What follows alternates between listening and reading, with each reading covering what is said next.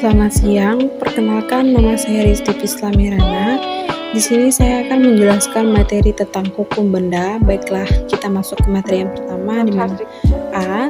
Benda dan hukum benda. Yang pertama, pengertian benda dan hukum benda.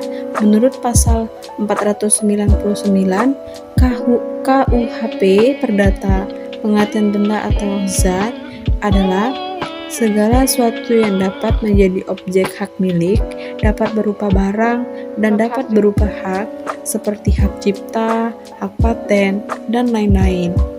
Namun, pengertian benda yang dimaksud KUHP Perdata adalah benda yang berwujud seperti kendaraan bermotor, tanah, dan lain-lain. Sedangkan benda tak berwujud seperti hak tidak diatur oleh KUHP Perdata, melainkan diatur dalam undang-undang tersendiri, yaitu perlindungan atas KHI atau hak atas kekayaan intelektual.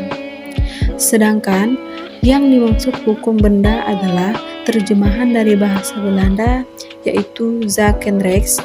Menurut Profesor Soeidman Kartohadiprodjo, hukum kebendaan ialah semua kaidah hukum yang mengatur hak-hak atas benda. Adapun menurut Profesor Ijib Apperdom, hukum kebendaan adalah peraturan mengenai hak-hak kebendaan. Yang kedua, pengertian hukum benda. Hukum benda diatur dalam buku kedua KUHP Perdata. Pengaturan tersebut pada umumnya meliputi pengertian benda, pembedaan macam-macam benda, dan hak-hak kebendaan.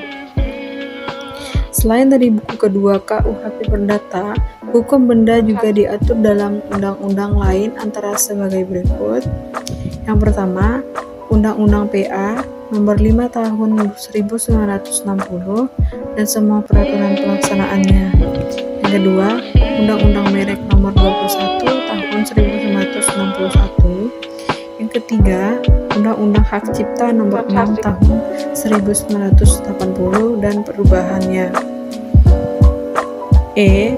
Pembedaan macam-macam benda. Undang-undang membagi benda dalam beberapa macam. Yang pertama, benda yang dapat diganti. Yang kedua, benda yang tidak dapat diganti. Yang ketiga, benda yang dapat diperdagangkan. Yang keempat, benda yang tidak dapat diperdagangkan. Yang kelima, benda yang dapat dibagi. Yang keenam, benda yang tidak dapat dibagi. Yang ketujuh, benda yang bergerak. Dan yang kedelapan, benda yang tidak dapat bergerak. B. Hak kebendaan. Yang pertama, hak perdata. Hak perdata adalah hak seseorang yang diberikan oleh hukum perdata. Hak tersebut ada yang bersifat absolut dan bersifat relatif.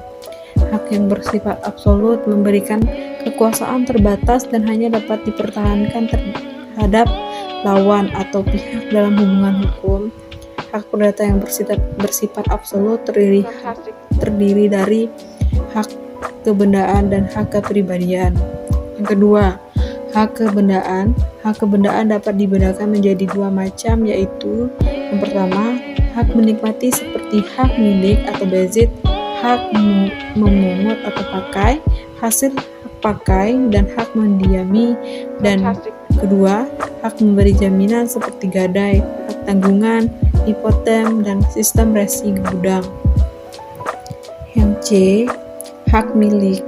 Pertama, hak milik pada pasal 570 KUHP Perdata menyebutkan bahwa hak milik adalah hak untuk menikmati suatu benda dengan sepenuhnya dan untuk menguasai benda itu dengan sebebas-bebasnya, asalkan tidak bertentangan dengan undang-undang atau peraturan umum yang diadakan oleh kekuasaan yang berwenang untuk itu dan tidak mengganggu hak orang lain.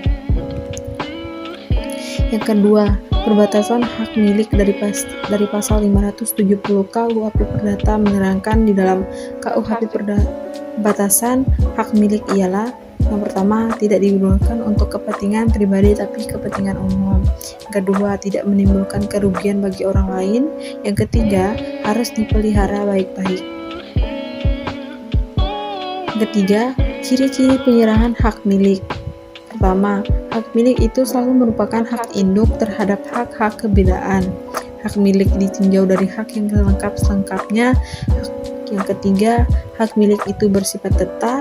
Yang keempat, hak milik itu mengandung arti atau benih dari semua. Bila kita masuk ke materi yang terakhir atau yang keempat, hak milik bersama. Ada macam-macam hak milik bersama, ialah yang pertama, hak milik bersama yang bebas, yaitu jika hubungan antara para pemilik bersama atas sebuah benda, dan yang ketiga, hak milik bersama yang terikat, yaitu jika beberapa orang yang menjadi pemilik bersama-sama atas suatu benda sebagai akibat adanya hubungan antara para pemilik itu. Sekian materi yang telah saya sampaikan. Semoga apa yang telah saya sampaikan dapat berguna untuk kita semua. Terima kasih.